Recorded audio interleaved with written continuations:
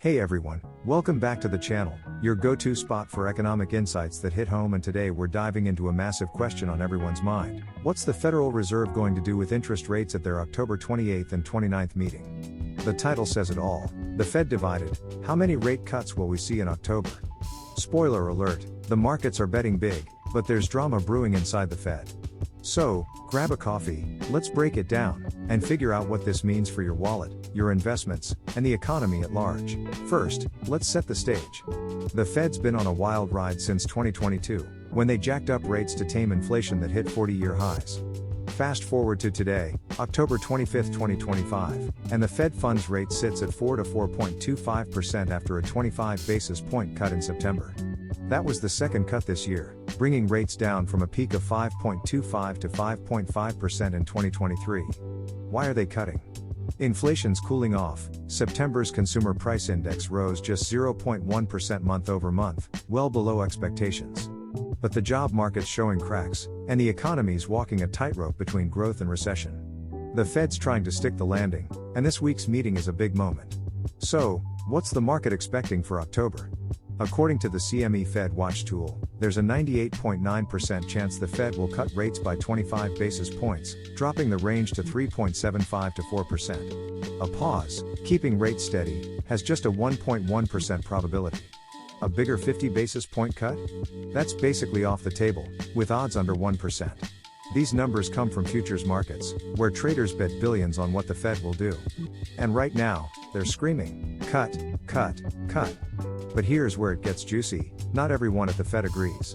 There's a divide, and it's shaping up to be a showdown. Let's talk about that division. Fed Chair Jerome Powell has been cautious, signaling a gradual approach to easing. He's said the Fed wants to support jobs without letting inflation creep back up. Inflation's down to around 2.5% annually, close to the Fed's 2% target, but it's not dead yet. Meanwhile, Fed Governor Jerome made waves last week, pushing for a bolder 50 basis point cut.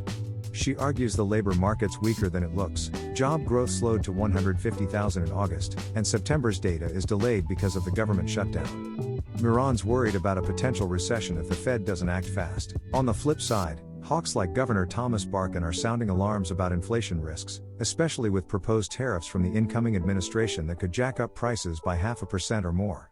This split, doves wanting bigger cuts, hawks urging caution, sets the stage for a heated FOMC debate. Now, let's unpack the scenarios. The base case, with that near minus 99% probability, is a 25 basis point cut. This would lower borrowing costs slightly, keep the economy humming, and signal the Fed's still in easing mode. Most analysts, from Goldman Sachs to JP Morgan, back this call. They point to steady GDP growth, around 2.5% annualized in Q3, and a jobless rate of 4.2%, which is solid but not spectacular. A quarter-point cut keeps things stable without rocking the boat. But what about December? Markets are pricing in a 99% chance of another 25 basis point cut, potentially bringing rates to 3.5 to 3.75% by year-end. Some even whisper about the Fed ending quantitative tightening, its balance sheet reduction program, as early as November, which would pump billions into markets and act like a stealth rate cut. Then there's the optimistic scenario, where the Fed goes big. If the shutdown delayed jobs data comes in weak, say, under 100,000 jobs added, or consumer spending tanks, the Fed could surprise with a 50 basis point cut in December, maybe even a hint of it in October. This would juice markets, lower mortgage rates faster, and give a shot in the arm to industries like housing and autos. But it's a long shot, less than 15% likely, because it risks overheating inflation again. The pessimistic scenario? The Fed pauses. If inflation ticks up, say, due to tariffs adding 0.5% to CPI, or geopolitical shocks spike oil prices, the hawks could win, and rates might stay at 4 to 4.25%. This has a 10% chance at most, but it would spook markets, especially stocks and crypto, which are riding high on rate cut hopes.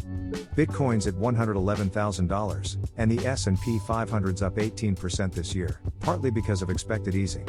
A pause could trigger a sell-off. So, what does this mean for you? Let's start with consumers. A 25 basis point cut could save credit card users $1.92 billion in interest over the next 12 months, based on estimates from Wallet Hub. That's real money, about $150 per household with credit card debt. Mortgage rates are already trending down, with 30-year fixed rates at 6.27% last week, compared to a peak of 7.04% in January. Another cut could push them closer to 6%, making homes more affordable. Auto loans and student loans would also get cheaper, easing the squeeze on monthly budgets. For investors, rate cuts are like rocket fuel. Lower rates boost stocks by making borrowing cheaper for companies and increasing the value of future cash flows. Tech giants like Apple and Nvidia, already up big in 2025, could climb higher.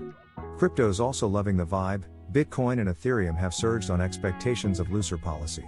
If the Fed ends quantitative tightening, as some ex-posts suggest, it could add $200 billion in liquidity, sending risk assets to the moon. But beware, if the Fed pauses or signals fewer cuts, expect volatility.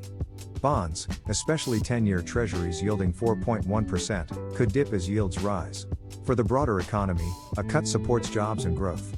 Retail, construction, and manufacturing, sectors hit hard by high rates, would get breathing room. But risks loom. Tariffs, if implemented, could raise import prices, pushing inflation toward 3% and forcing the Fed to rethink easing. The government shutdown, now in week 3, is muddying the data waters, delaying key reports like non-farm payrolls. And don't forget geopolitics, tensions in the Middle East could spike oil to $90 a barrel, complicating the Fed's math. What should you watch for? The FOMC statement on October 29 at 2 p.m. Eastern is your first clue. Look for phrases like ongoing progress toward 2% inflation or labor market risks. Powell's press conference at 2:30 p.m. is the main event. If he sounds dovish, hinting at more cuts or an end to QT, markets will rally. If he's cagey or hawkish, brace for turbulence. Posts on X are buzzing about Powell's tone. Some say he's under pressure to signal a clear path to 3% rates by mid-2026. Also, keep an eye on delayed jobs data, expected post-shutdown, and the November 8 CPI report. Those will shape December's decision. My take? The Fed's cutting 25 basis points this week. The data supports it, markets expect it, and Powell's not one for surprises. But the division inside the Fed, doves versus hawks, means December's call is less certain. If jobs weaken or inflation stays tame, we'll see another cut. If tariffs or oil shock prices, the Fed might hit pause. Either way, this easing cycle's got legs. Analysts see rates hitting 3% by late 2026. So, what's your move? If you're a borrower, lock in loans now before any inflation surprises reverse the trend. Investors, stay nimble. Rate cuts are bullish, but volatility's lurking. And everyone, tune in on the 29th. Powell's words will move markets. That's it for today. What do you think? Will the Fed cut, pause, or surprise us? Drop your thoughts in the comments, and if you found this helpful, give us a like and subscribe for more economic breakdowns. I'll see you next time with the latest on what's moving your money.